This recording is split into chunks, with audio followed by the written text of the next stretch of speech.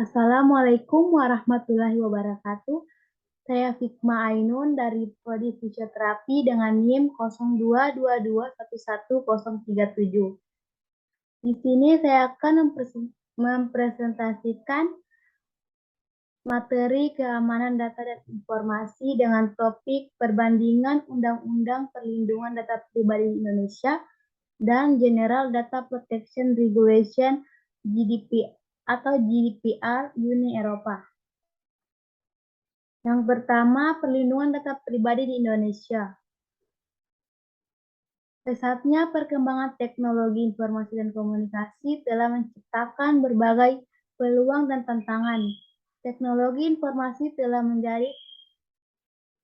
menjadi salah satu kekuatan pendorong globalisasi yang memungkinkan orang untuk terhubung tanpa batas. Sistem teknologi informasi digunakan dalam berbagai bidang kehidupan, seperti penyelenggaraan electronic commerce dalam sektor perdagangan atau bisnis, electronic education dalam bidang pendidikan, electronic health dalam bidang kesehatan, electronic government dalam bidang pemerintahan, serta teknologi informasi yang dimanfaatkan dalam bidang lainnya. Dalam rancangan undang-undang, data pribadi didefinisikan sebagai setiap data tentang seseorang, baik yang teridentifikasi ataupun dapat diidentifikasi secara tersendiri atau dikombinasi dengan informasi lainnya, baik secara langsung maupun tidak langsung melalui sistem elektronik atau non-elektronik. Perlindungan data pribadi adalah termasuk ke dalam perlindungan hak asasi manusia. Dengan demikian, pengaturan menyangkut hak privasi atas data pribadi merupakan manifestasi pengakuan dan perlindungan atas hak-hak dasar manusia. Undang-Undang tentang Perlindungan Data Pribadi Pasal 28G Ayat 1, yaitu Undang-Undang Dasar Negara Republik Indonesia tahun 1945 yang menyatakan bahwa setiap orang berhak atas perlindungan diri pribadi, keluarga, kehormatan, martabat, dan harta benda yang dibawa kekuasaannya, serta berhak atas rasa aman dan perlindungan dari ancaman ketakutan untuk berbuat atau tidak berbuat sesuatu yang merupakan hak asasi.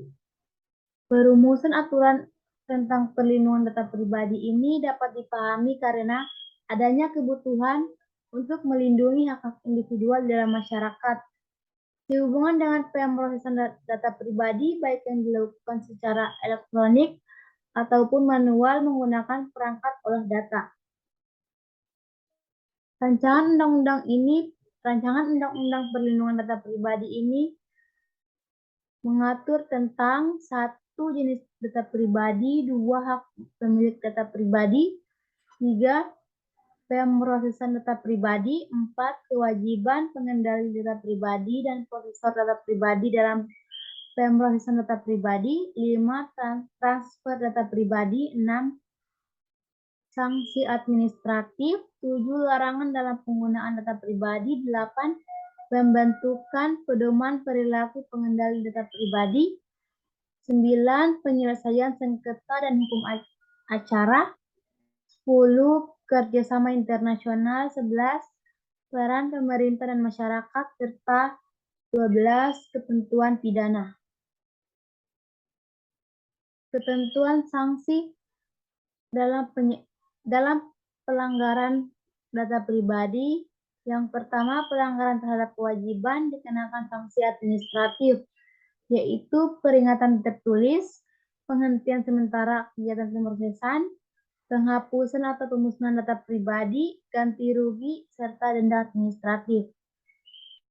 Dengan melakukan perbuatan yang dilarang, dapat dikenakan sanksi pidana. Yang pertama, pidana penjara, pidana denda, serta pidana tambahan bagi korporasi. Penyelesaian sengketa perdata yaitu dilakukan terhadap gugatan ganti rugi para pihak.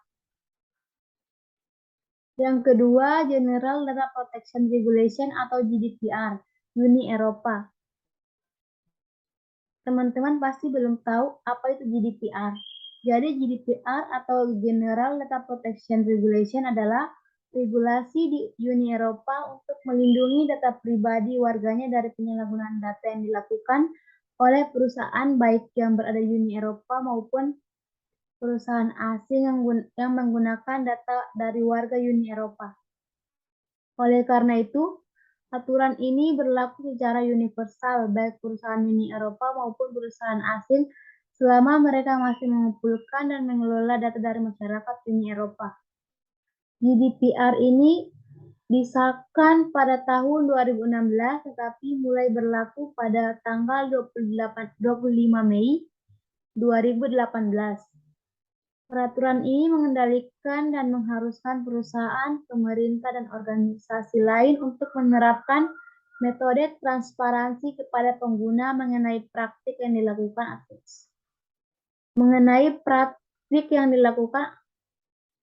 dilakukan atas data mereka dan mengatur bagaimana perusahaan atau organisasi tersebut mengumpulkan, memproses, dan menyimpan data pengguna mereka. Berdasarkan aturan ini, data pribadi diketahui sebagai informasi apapun yang berkaitan dengan orang hidup yang dapat diidentifikasi. Data pribadi dilindungi dengan cara apapun, namun tidak mementingkan cara penyimpanan data tersebut baik tertulis maupun secara digital. Pada intinya, semua data dilindungi oleh GDPR. Data pribadi menurut GDPR secara luas yaitu setiap informasi terkait seseorang yang diidentifikasi ataupun yang dapat diidentifikasikan. Data yang dilindungi dan dikontrol GDPR yaitu ada yang pertama informasi dasar seperti nama, nomor identitas, dan alamat. Yang kedua, data web seperti lokasi, alamat IP, cookie, dan radio frekuensi identification. Yang ketiga, ada data kesehatan dan genetik. Keempat, data biometrik. Kelima, data etis dan ras. Keenam, opini politik serta orientasi seksual. Sanksi yang diberikan atas pelanggaran GDPR ada dua tingkat. Tingkat yang pertama yaitu pelanggaran yang lebih ringan dapat mengakibatkan denda hingga 10 juta euro atau 2% dari omset tahunan di seluruh dunia untuk tahun keuangan sebelumnya, berapapun pendapatan tertingginya.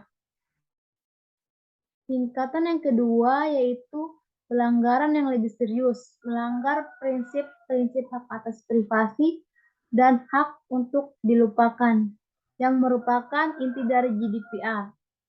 Pelanggaran seperti ini dapat dikenakan denda hingga 20 juta euro atau 4% dari omset tahunan di seluruh dunia dari tahun keuangan sebelumnya, berapapun pendapatan tertingginya.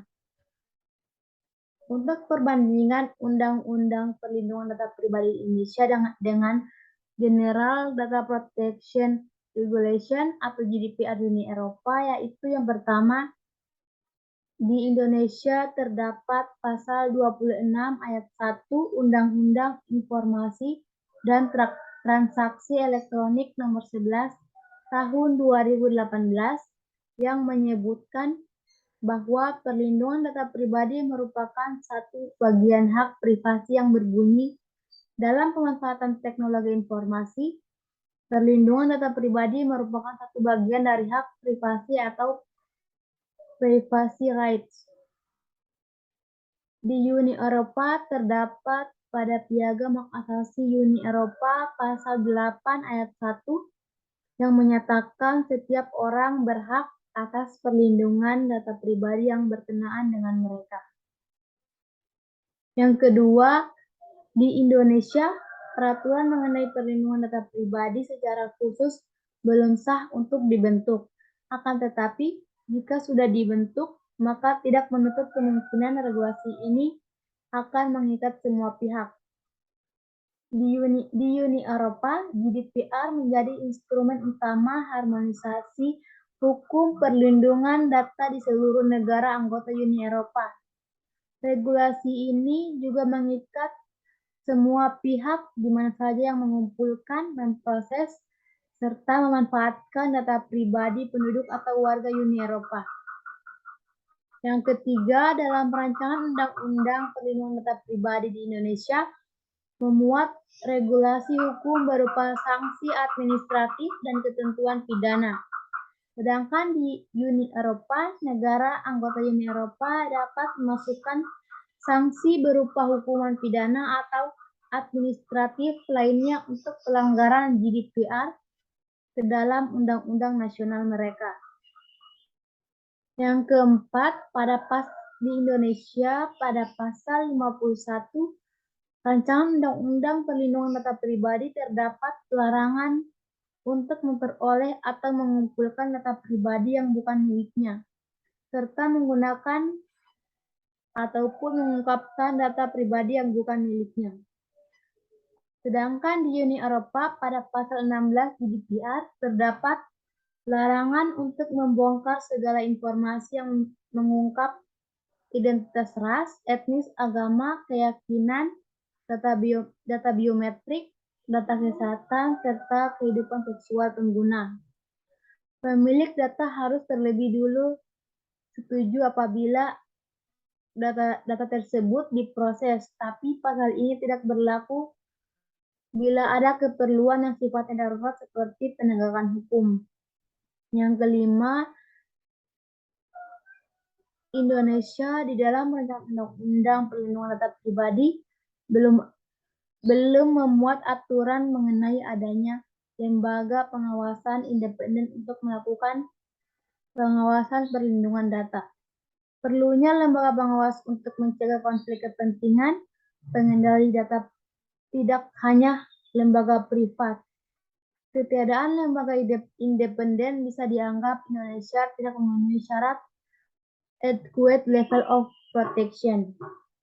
Sedangkan di Uni Eropa, di tiap negara Uni Eropa harus menyediakan setidaknya satu badan publik untuk